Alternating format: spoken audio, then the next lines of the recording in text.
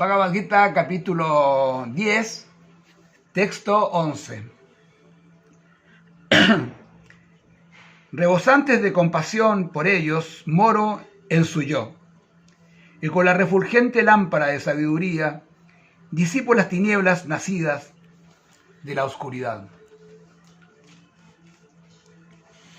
Y mi maestro Srila Prabhupada dice: debido a la contaminación que procede de la relación con lo material a través de muchísimos millones de nacimientos, el corazón de uno siempre está cubierto con el polvo del materialismo.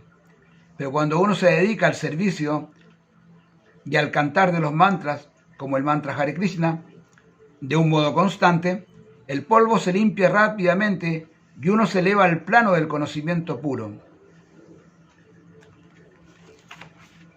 Hemos estado, de acuerdo a los libros de la India, los Vedas, nosotros recorremos un ciclo de 8 millones 400.000 especies diferentes de vida para llegar a ser humanos. Las 400.000 formas son humanas. Los otros 8 millones son de todo: insectos, microbios, animales. Y cuando llegamos a esta forma es para poder despertar, para poder establecernos en la conciencia y podernos liberar de las ataduras del mundo material. Esto sí parece complicado, pero es muy fácil porque podemos ver en esta misma vida que nosotros hemos pasado de niños a jóvenes, de jóvenes a mayores, y ese cambio no se ha notado, pero sí lo vemos.